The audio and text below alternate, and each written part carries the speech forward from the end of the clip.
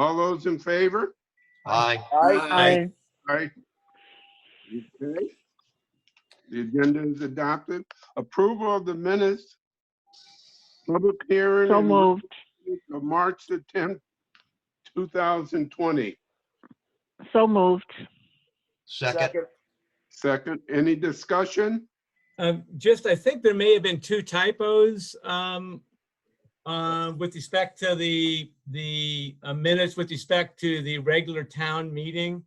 If you look, I think it's the last page and the second to the last page on public remarks. I think it was the very first paragraph we had public. I think it was Bob Hine that was the. I think it was Bob Hine, and then on the second page it's Cap Egan, as opposed to Cap. Okay. Okay. But just two minor typos. Any discussion is the accepting of the hearing with corrections.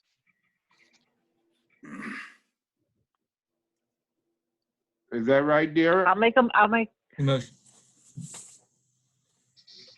Barbara, are you making a motion?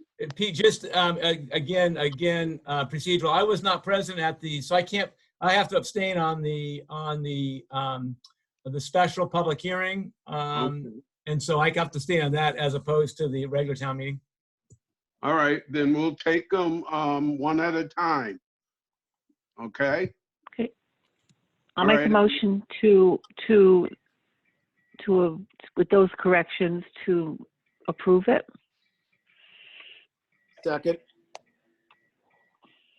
And is this for the public hearing, Barbara? Yes. Yes. Yes. Any discussion? Hearing none. All those in favor? Aye. Aye. Aye. And Pete, I have to abstain as to the public. You're abstaining on the public hearing part. That's correct, Pete. Okay. Okay. Okay, that is passed. Now for the regular meeting. Do I hear a motion to accept the minutes for the regular? So moved. Second. Any discussion? Hearing none, all those in favor? Aye. Aye. Aye. Opposed? Hearing none, so passed. Public remarks. Mr. Chairman, if I may, two items just for the reference of the individuals who have called in to listen. For those of you that are using a computer, there should be a means by which you can press a button to raise your hand. And I will communicate with the chairman and I will unmute you and allow you to talk. You will be asked whether you can be unmuted. For those of you that are on a phone, there is, and you don't have a button to mute or unmute yourself or to raise your hand. To raise your hand, you would press *9. And to mute and unmute yourself, you would press *6. So to raise your hand is *9, to mute or unmute is *6. Anybody who wants to speak now should raise your hand.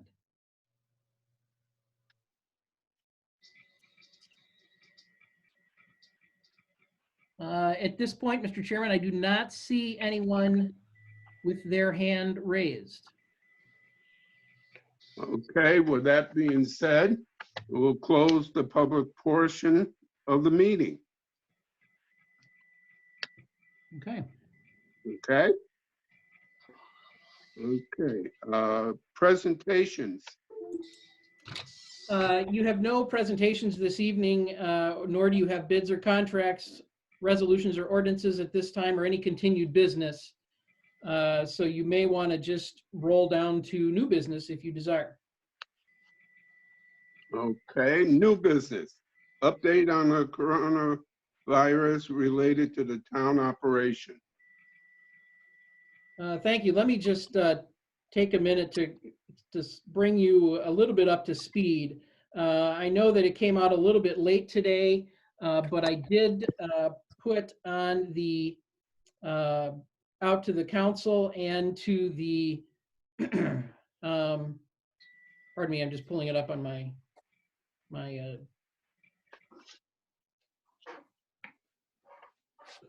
own new device here. I did send out to the council a special town manager's report, and it is on the town's webpage as well. If you are able to do that, it is on the town manager's page. On the left-hand side of the menu, there is the town manager's reports, and you can see that then at that location. So for those of you who are online right now, you would find it on the town's website as I'm sharing now in this area over here to the left. That is referred to as a special town manager's report because it primarily focuses on the response of the town to the COVID-19 situation as it is to date. I would remind everyone that on March 10, the governor issued his states of emergency. He declared a public health emergency and a civil preparedness emergency in the state. And on March 20th, as a means to ensure that the town was covered should there be any state funds or FEMA funding that would come out, it was determined that we would issue a state of emergency as well. So I did that at about 8:45 in the morning on the 20th. Over time, the governor has issued a number of executive order, or rather declarations related to his original emergency declaration, a number of clarifications that have been done by the governor over time. And as we have attempted to respond to those, we have come to a point where, as most of the community knows by now, the town facilities are generally closed to the public. I use the phrase generally because many of our operations still have functions that need to continue, even in spite of the governor's most recent declaration that all non-essential businesses should close. Government was allowed, that is, municipal government was allowed to continue to make its own decision in that regard. So staffing has been reduced in most of the offices, all through an effort to try and minimize the potential for contact among people, not only in the office, but among residents of the community and our staff. Many people are working from home to the extent that that's possible. When need be, they're here in the office and performing functions here. It's important to note that operations in divisions like, of course, emergency services continue forward with normalcy. I say it that way because, of course, they have challenges that they must overcome in trying to continue to work with the community and work with the public in this scenario. Offices like the building department and the land use division, continue to operate in a more or less normal fashion. They're limiting public contact by doing more appointment-based plan review or accepting of plans for permit applications. They have outside drop boxes, things of that sort. We have a few protocols in place for contacting and visiting sites for inspections and the like. Nonetheless, those departments continue to function on. I will point out that the library and the senior center have been closed since Monday the 16th. The library is staffing at a minimal level, actually in the building, really only responding to returned items and working in the building for normal sort of background activities in the library.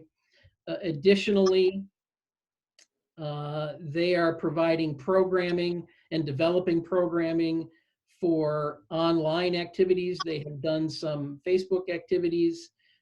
They are planning some Zoom meeting activities as well to provide story times and other programming as well. Similarly, the senior center, as I think I mentioned, has been closed since Monday the 16th. That facility, of course, closed primarily because that's such a population that is certainly vulnerable or more vulnerable in this situation.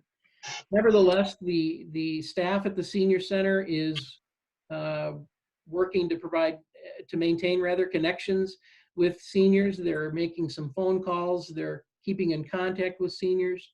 Additionally, they have continued to provide meal services to a handful of seniors in the community, both through pickup at the facility as well as via delivery to their various homes.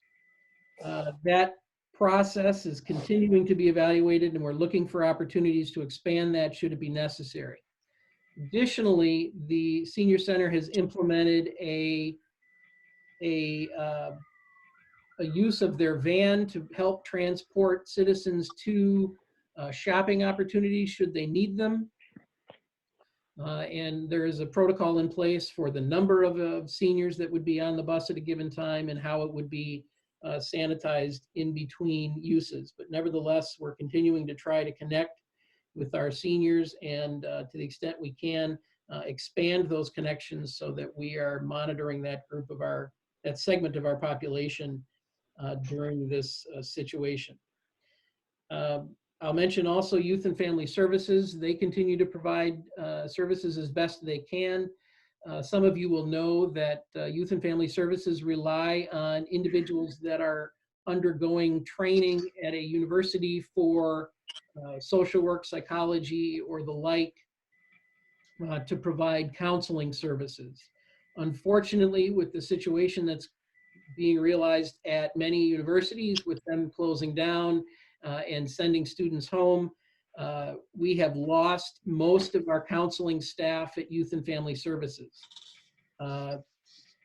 Those individuals that have been using our services have been contacted and moved to a telephone consultation program if they need it. And that is being handled by our director primarily. She is the one that's now handling those consultation services and working with folks. Fortunately, the governor has put a temporary prohibition on any eviction services or foreclosures or activities. So we don't have that particular worry about our offices right now, but we are making sure that we're in contact with folks that have food security issues, and to the best of our ability, we're taking care of them as well. So in terms of what's been going on in general, listed at the end of that report as in the town manager and other, really we've been trying to maintain our connections with our region in terms of emergency operations. The state, of course, has its emergency operations center open. Our emergency operations center is in a monitoring mode or a partial open mode. We are having telephone conversations on a weekly basis and as necessary with emergency services to coordinate their responses and to coordinate their supplies, which of course, as we've all heard on the news, is a bit of a difficult situation. Additionally, we're participating in telephone conferences with the governor's office and his team at the state to get that information. All of these include the Chatham Health District when they are available, but of course they're working within 5 municipalities. With respect to meetings, as we all know, many of them are canceled, and in particular, let me reference the budgeting process. Meetings that are going to occur of the town for the upcoming near future at least, and perhaps midterm future, will be conducted via this method or a similar method. The governor has in particular as it relates to budgets, made a variety of declarations. The first one was basically to allow municipalities additional time to adopt their budgets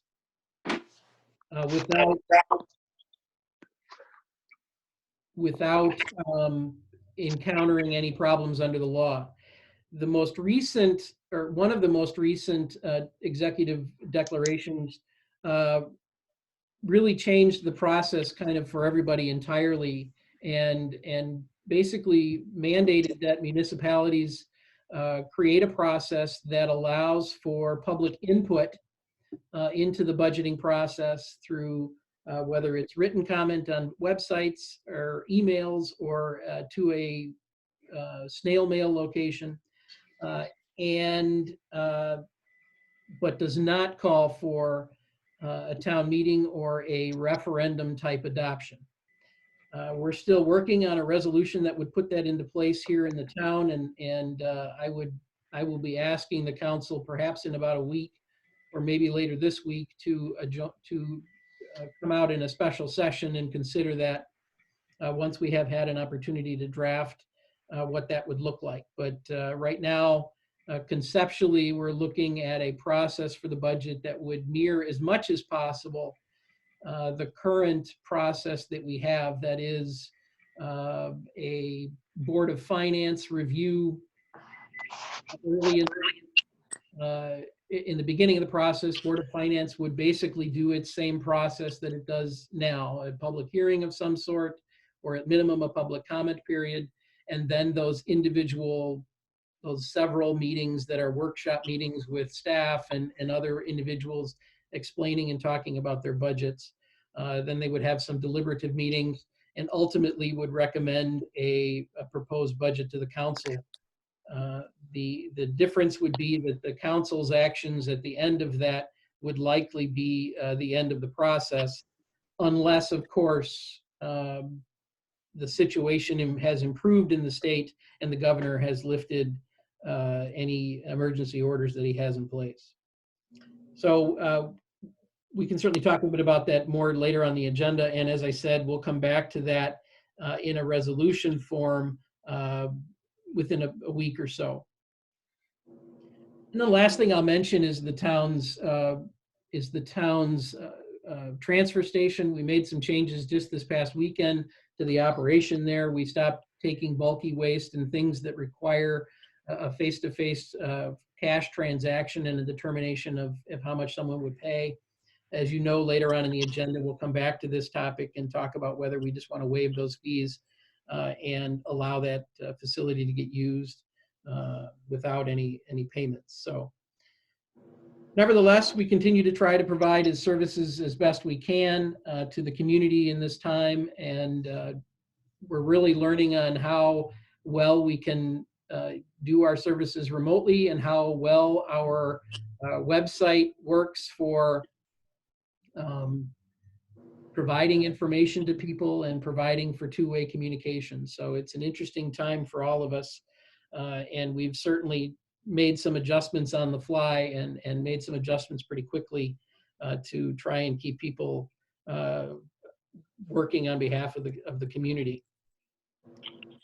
The last thing I'll mention before I relinquish the floor and let you stop listening to me is that one of the things that will suffer perhaps a bit here is the opening of the town hall.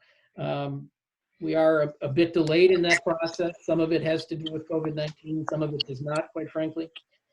We have made a determination to postpone relocating offices to the new town hall, basically pushing it back a month. So the transition to the new town hall will occur beginning on about May 7th, and we anticipate opening in the new town hall on May 11th right now. Of course, there's no grand opening scheduled at this point, simply because we don't know when it will be appropriate to gather as a group and celebrate that event. So residents are reminded at the end of my report, and as they always are, reminded to continue to be diligent about their own protection. Make sure that they're washing their hands using hand sanitizer, keeping socially distant. Our parks and playgrounds are open, but people are reminded to try and make sure that they're not right on top of each other. Make sure that they're bringing their own sanitizer if they want to wipe down a playground facility, because there's just simply no way that we can be there enough to sanitize them every moment. So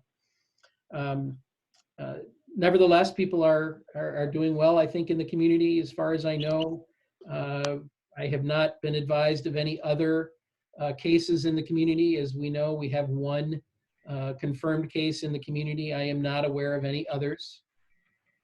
There are a number in Middlesex County, and of course, the number in the state continues to grow quite a bit, and in fact, exponentially, if you will, in the last few days. So those are all the comments I have at this point with respect to COVID-19 and the update of town operations. I have a question, Dave. I want to talk about the education process during this event. Sure. I know that there are some folks from the education, from the Board of Ed here. I see that Mr. Goff is in the audience. I thought I saw Mr. Smith is in the audience. So maybe if there are questions that they can answer, they can certainly raise their hand and chime in, but go ahead. Pete, did you have something specific you wanted to ask? Well, I wanted to really thank the members of the Board of Education, the educational staff. It seems like we were well out in front with this remote learning. And I think that's due to the dedication of the staff, the Board of Ed, to the town. And I really, really want to thank them for jumping on this as early as they did.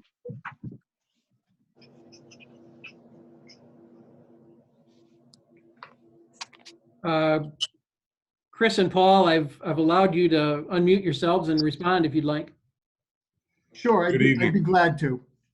You know, Pete, I appreciate hearing that. And I want to assure you that, you know, even around March 4th, we began talking with our teachers about, you know, what would a 2-week shutdown look like, so that by the time it became a reality on March 12, 13, we were ready to kick in right on March 17th. And obviously now, as we're flying the plane, you know, our plan is, you know, how do we keep it going for another 2 to 3 weeks till April 20th? Or as you heard the governor say in a candid interview, that it could be to the end of the year, with only April 20th right now being the actual real date. But in addition to our teachers working every day, and we have an MOU with the union, every teacher is required to work every single day, to be available 3 times per day, morning, afternoon, and evening for emails, and everyone has cooperated.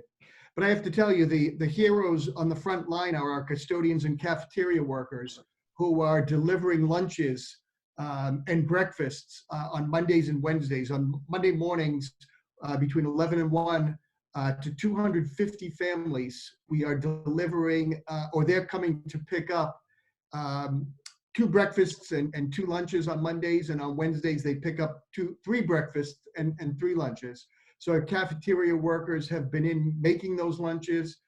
Custodians are setting up cones and tents so we can deliver at curbside pickup.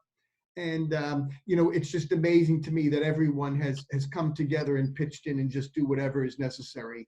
I love hearing stories from families of individual teachers FaceTiming or using Google Meet to speak to individual students and read them a story or help them with math, in addition to the group instruction that they're doing. So I feel like of all the towns out there, we hit the ground running, and I'm really proud of where we are. So I thank you for your comments. Dave, on this waiver for the transfer station, do we as a council have to take an action on that, or can you just waive the fees? I suppose I probably could with the emergency authority that I have, but if the council doesn't mind, I would appreciate just a brief discussion and then a motion from you to waive that fee. David? David? Yes, sir. Before we get to that, I guess taking a step back, Pete, with respect to the proposed resolution that you articulated, would it be possible for you to post the emergency order that was issued by the governor upon which the resolution is to be predicated on? Sure. And then in terms of, you indicate that we may have a meeting, if not later this week, next week, with respect to proposed resolution. What type of notice or what type of notice will the public have with respect to the proposed resolution so that to the extent that we have to make a decision with respect to that the public has an appropriate period of time to comment on that proposed resolution? Certainly, I'm amenable to really any amount of time. I think that we've kind of worked a calendar that has some steps that might occur in early April, and really that's steps that occur here in the office. I think the first date that we are contemplating, that is as a staff, is in April 10. That's certainly before the council would meet again. I can certainly commit that we could put it out there for 3 days if we wanted. And for example, maybe it's out Thursday and we do a Monday or a Tuesday meeting of the council so that people can look at it over the weekend and ask questions and talk to you all about it. I think to the extent that we can give the public more notice, more time with respect to any proposed resolution that would truncate their typical voting rights, then I think we should. Okay, that's certainly fine with me. I just didn't want to wait until April 14 because, as I said, with a calendar that we've really tried to lay out that has us finishing a budget in mid-June, or by early June rather, I wanted to make sure that we had the timing in there to continue the process, as I said, as closely to what we normally would do as possible. So I can commit that we would put a draft resolution out on Thursday for a Tuesday meeting. That'd be wonderful. David? Oh, go ahead. I guess one other question, David, in terms of what the finance department is doing, the municipal debt market has been in turmoil. It's had significant volatility of late because of the situation. Is Jeff, the finance director, has he been looking at the volatility? I think it's settled down a little bit given what the Federal Reserve has done in terms of some of its tools that it's implemented, providing liquidity into the capital market. But there has been an unusual amount of volatility in a typically stable market. Are we looking at that, or is it impacting us in any way? Jeff is in the audience. I have authorized him to speak if he wants to. I don't know, frankly, the answer to that. I have not been focused on that particular issue, although Jeff and I have talked briefly about budgets in general. Jeff, are you able to talk, or? Yeah, can you hear me? Yes. Yep. Okay. Well, Derek, I guess to answer your question, right now, we're not in the market to issue any debt. Okay. We have notes that mature in September, so we will be going to most likely the market in September. Okay. Unless the market really turns upside down, I see no reason why we would not issue bonds. Okay. The option to issue notes at that time. So if the market is really in a bad position, I guess we can consider rolling those notes over for another year. What's the average maturity of the existing notes? Average Existing notes or existing bonds? Well, the ones that are the planned issuance of the notes in September. And by dollar amount? No, just by the well, if you have that, yes. Well, it's about $8 million, and the interest rate, I think, was just about 1%. Okay. Okay. So so in terms of our time, the layering in of the debt that we anticipate, the volatility of the market, we don't expect to have any impact on us. Well, I mean, it's hard for me to predict where we're going to be out in September, but Yeah. if the market really turns upside down, we would have the option to roll those notes. Okay. Okay.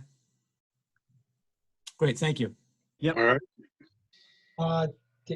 David, Sir. with regard to the new budget process of the resolutions, it would seem to me that there might ought to be two resolutions, two paths. First would be the process with regard to the budget, the hearings by finance, the workshops, and whatever to accommodate the new 30-day extension schedule of the governor. The second, it would seem to me, which is less urgent, is the process that would be put in place for the council, if need be, to adopt the budget. That obviously could take place, whether it's the old process or a new process, it's going to take place in an 30-day extended time frame anyways. We would have to look at that. The governor's second, and I recognize, Paul, that you have your hand up. I'll find out whether we can acknowledge that in a moment. The governor's second executive order, if you will, related to this, certainly seemed to be more of a directive rather than an allowance. So we can look at that. I will certainly figure out whether there's a way to do two, or how we do two, or how they would be split up and what they would talk about. I would certainly, regardless of if there were a single resolution, I think I would put I'll call it an escape clause that basically says if the executive order or the emergency is lifted before we get to the end of the process, the normal finishing process would apply. But we can look at that based on your how we might split them. I guess one other question, when is the budget coming out, your budget? So I pulled it back essentially when this all kind of started to change on us. So the calendar that Finance Director Jilka and I have worked out at this point calls for a budget to be distributed to the public on about April 10th, if I remember the date correctly. And then about 2 weeks after that, we would get into a process of oh, thank you, Paul. It would be into a process of, it would get into that process of the Board of Finance. I apologize. So about a 2-week window from, I think it was April 10th to the end of April before we would get into a public review process at the Board of Finance.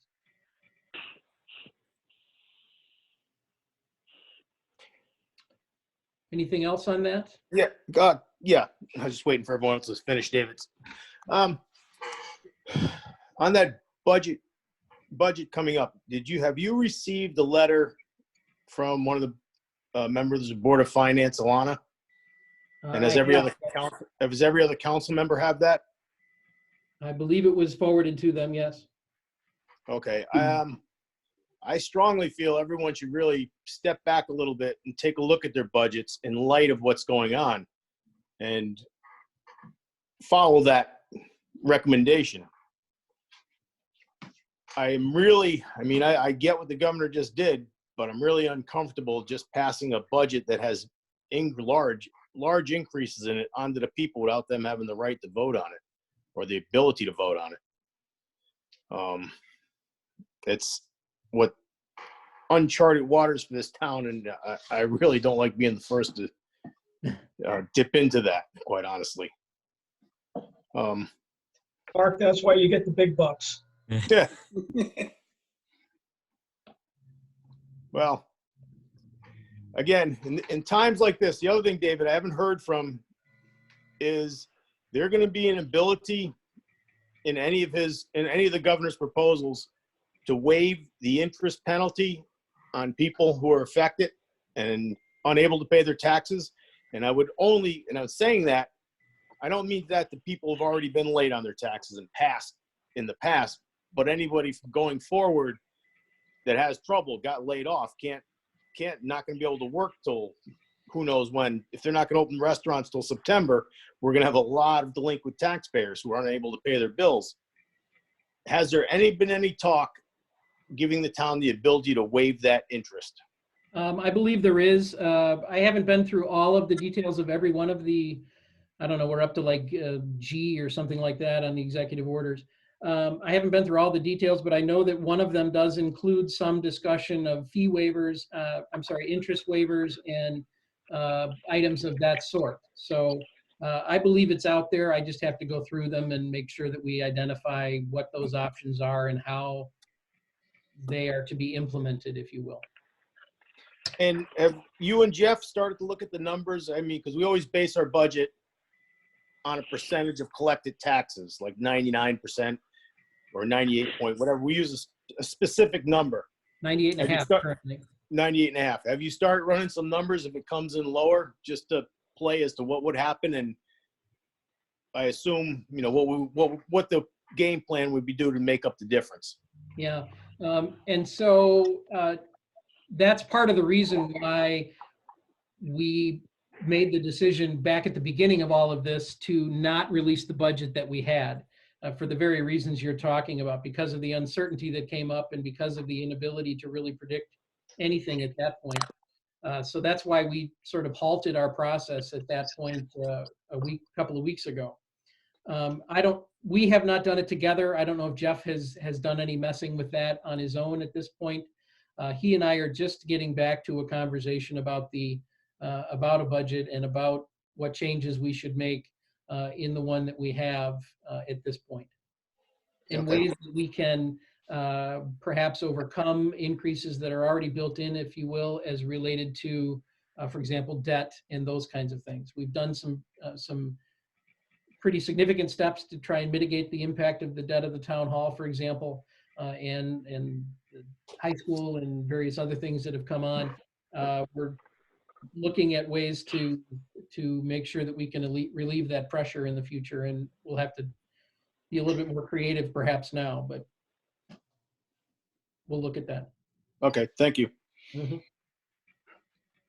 Are you all set, Mark? Yes. Okay, I'd like to go back to the waiver. If we're going to waive services at the transfer station, Dave indicated that he would like the council to take an action on that. Would someone like to make a motion to waive those fees? Yes, I'd like to make that motion. And also, as part of the motion, I'd like there to be some stipulations as well, that it's a one-trip waiver. So in other words, I don't want contractors coming in with 42 loads in one day because they hear it's free. The town crew pretty much knows everyone, and they can tell if one's abusing it. Nor do I want somebody coming in there with 150 tires that the town's got to eat. So I don't mind waiving the fees, but again, I don't want to have it abused. And I appreciate you bringing up tires. Is there a limit we want to put on those, or?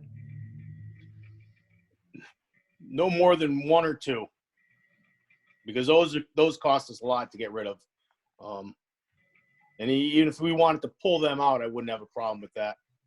Yeah, Mark, they cost us $3 a tire at the shop. Yeah, so if you want to pull, exclude tires from this, I have no problem with that, because you can hang on to tires. Tires don't take up a lot of room. You can put them aside for a while. Okay. So would you like to amend your motion? Yes. Motion to waive the fees excluding tires and put a one trip per day limit on the bulky waste only. Is there a second on that? I'll second that. Any discussion? Mr. Chairman, just a question on an item or another thought. David, is there any possibility that the transfer station could be open for a portion of the day midweek? So many of our residents now homebound and able to leaves or brush or whatever. That be something feasible. Certainly, if that's something the council would like us to accomplish, we can do that. I will tell you that we will encounter undoubtedly some significant budget overruns at the transfer station that we'll have to deal with, not only because the transfer station has been getting a lot of use this entire year, but now with the fee waiver, we're going to probably conservatively maybe be $30,000 or $35,000 in the red at the station by the end of the year. I'll withdraw my question if that's going to impact significantly. I didn't mean to encourage you to withdraw your question. Certainly, it's easy for us to open in the middle of the week. We can just assign a couple of our staff down there. Perhaps even use staff from the wastewater treatment plant if we need to as well. But depending on what we've got going on, that is. I just wanted you to be aware that there will be a deficit that we'll have to deal with at some point in this current fiscal year. And I wanted you to all sort of have your eyes open on that. If it's the council's desire for us to add another day, we can certainly do that midweek. But that'll be up to the council, and I would certainly welcome a conversation on that once you've resolved the fee issue. Mark, this is Derek. Are there any other type of restrictions that the council could put in place that would prevent the type of unreasonable use that you anticipate? Well, the removing the tires is a big thing, because that, if somebody comes in with 10 tires, that's a fair amount of change. And the one trip per day, that'll certainly curve back on anyone abusing it. And I don't know what else you would do on that, because I mean, the metal, somebody brings in 10 loads of scrap metal, the town actually makes money on that, so it's not a bad thing. Okay. It's the bulky waste and the tires are the two that cost us a lot of money. Okay. Great. And I'm not really in favor of opening it during the week, only because I know this is spring. We need the guys out there doing their spring maintenances, the road sweeping and patching and everything else. So I wouldn't want to take them off to open a transfer station, my personal opinion. Well, I agree with you, Mark. At this point, I mean, we can certainly look at that possibility down the road. But could you restate your motion? Certainly. I'd like to make a motion to waive the fee on the transfer station and restrict use to one load per day and not receive any tires. Not receive any tires or 2 tires? Any tires, none at all. All right. Do we have a second on that? I second it. Okay. Do we want to put a time restriction on that at all, or or we can always revisit it after the crisis is over? We could put that as the limit. I have no problem with it, putting that as an amendment to my motion, Derek, that, the minute this is over, we go back to business as usual. I think that may close the loop, I think. Yeah, no, no problem. I have no problem with that. Good point. So as amended, that this would be in place until the governor lifts the state of emergency? That he's already carried that out to September, hasn't he? Officially, he has, but he also reserves unto himself the right to cancel at any time, as I did in my emergency declaration as well. So I would just amend that to reflect that once the emergency has been deemed over, then this waiver would cease to be in effect. Yeah. Okay. I have One one other question. question, please. The one trip per day, does that include leaves and brush, or are they excluded? Those are all excluded. The free stuff's all excluded. Same with scrap metal. Right. Because those weren't the things that were closing down. Right. Okay. They were still allowed to dump your leaves and your free, so I didn't feel your leaves and your metal were being allowed. So, as part of your motion, Mark, you want to add that the leaves and metal are excluded from the way? I don't think I have to No. because they weren't included in the shutdown. Yeah, Okay. I don't think it's necessary, Pete. I agree. All right. Any other discussion on the motion? Can you reread the motion? Oh, hopefully Kathy's there. Kathy is here, yes. Good. But you have a motion on the floor to waive fees for bulky waste, allowing for one trip of the waiver only, and it excludes, or rather that it will continue the prohibition on bringing tires to the center for now until the emergency is deemed over. Yes. Okay.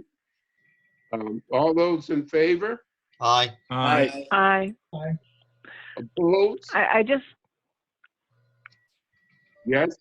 I would just like to ask, now that we've done that, will there be some sort of a sign there so people understand all of this? Because confusion causes problems. Sure. Let's hope we have it in the River East. That'd be the best place to put it as part of what happened tonight. River East is shut down for 2 weeks. Yeah. Have they? Yeah, Wow. doesn't have to be fancy, but something posted somewhere. I don't know. Absolutely. We will put a sign up and we will use to the best of our ability, not only our website, but the various social media outlets that exist in the community. To get that Okay, that'll be perfect. I want to close out that motion because I do not want Derek to be yelling at me. Is there anyone opposed? Hearing none, the motion has passed. Okay. Dave, you kind of went over your town manager report. Is there anything you want to add? If I could just add one thing that, or maybe a couple things that are not really COVID-19 related.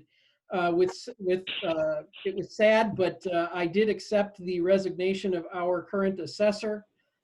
She is leaving us to go to another community in mid-April. We certainly appreciate her service. Gail's service to us over these last few years, and we will take a step forward, hopefully, in filling that position quickly, as we are now in the middle of and coming to the end, hopefully, of a revaluation process. So that was an item that was in the report that was not COVID-19 related. Other than that, I have nothing else, sir. Okay, we have Could any? Just one question regarding your report, David. Is there any update on the progress of clerks in that list that were given 2 weeks ago? Which list now? I'm sorry. List of pending building permits. Oh, Building department gave us 2 weeks ago. yeah. To be honest with you, no, I have not followed up on that. I will now that things are a little bit more settled. I will try and follow up on that and get that out to the council. Get that.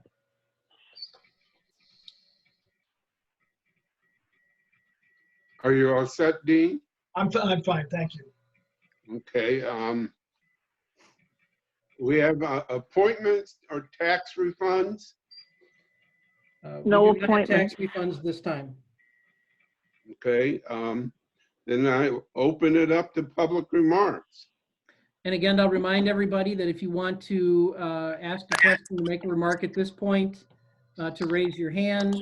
Those of you that are on phones, It is *9 to raise your hand.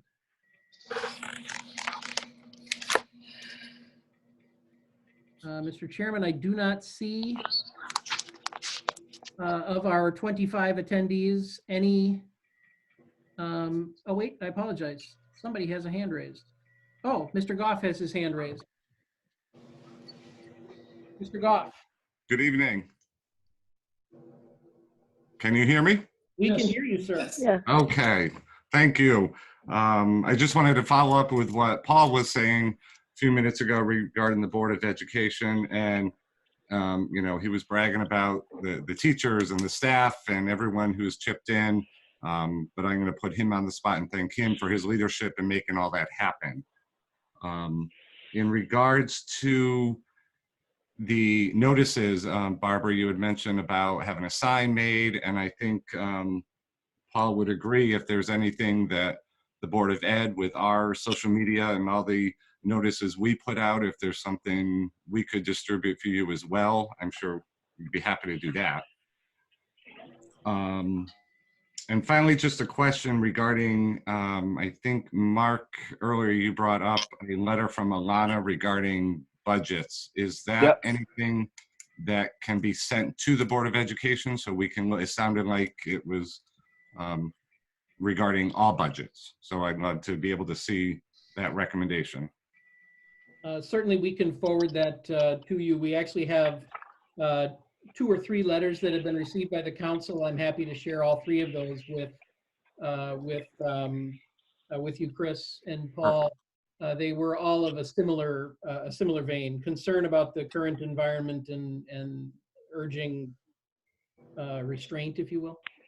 I will forward those to you. Thank you. Absolutely. Hey, you have anyone else out there for public remarks?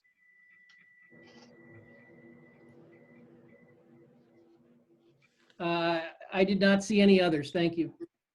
Okay, then we'll close that portion of the meeting. Before we go, well, communication, correspondence, and announcement. You just indicated to Chris that you would forward the 2 or 3 correspondence we have regarding the budget.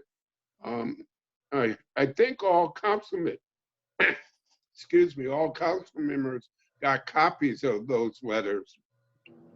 It's my understanding that you did, either directly or via forwarding from the office here based on the request of the drafter. Okay, thank you. There's one area I'd like to talk about before we adjourn is that I want to thank you, Dave, as well as all of the staff of the town. I think everybody has stepped up to the plate during this emergency. I want to thank you. I wish I could go around and thank each and every employee. Any other comments?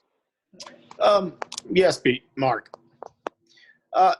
We also, that one of my main things for reasons of pushing so hard to have this meeting, I also would like, and I don't know if there's any way, Dave, to get a copy of what the attorney's opinion was about canceling meetings and get it either somehow, either we adopt it as part of our bylaws. I know we can't stick it in the charter. Just so in the future, 3-4 years down the road, new chairmen know that this is the way it is, and this is the procedure and how you have a meeting or cancel a meeting. Sure. I think that's very important. Certainly, we can entertain that on a future meeting for an amendment to the policy. If you didn't get it, Mark, please let me know. But I think I forwarded to everybody on Sunday. No, I got it. No, I got it. We can certainly entertain that as part of an update to the policy of the council. Great. We put that. Yeah, I'll work with Pete. We'll get that on an agenda. Draft some policy around that.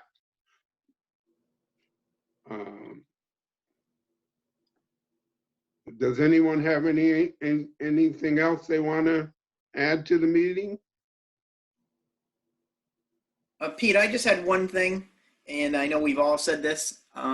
that I do think the school system of East Hampton has done a great job. I actually have a friend of mine whose daughter lives in Newington and has a friend that lives in East Hampton, and it's completely night and day difference in how we handle it compared to how they have it going on. So again, thanks to everybody in that area. All right, thank you, Tim. All right, we're up for a motion for adjournment. So moved. Second. Second. Any discussion? Hearing none, all those in favor? Aye. Aye. Opposed? Hearing none, the meeting's adjourned. Good Thank you all job, very Pete. much. Nice job. Thank you Good very much, job. everyone. Thank you very much. Thank you. Thank you. Thanks. Dave, Yes, sir. I'll call you. Okay. Bye. Thank you. Bye. Good night, all. Good All night. right, thank you very much, David. You're welcome. Thanks.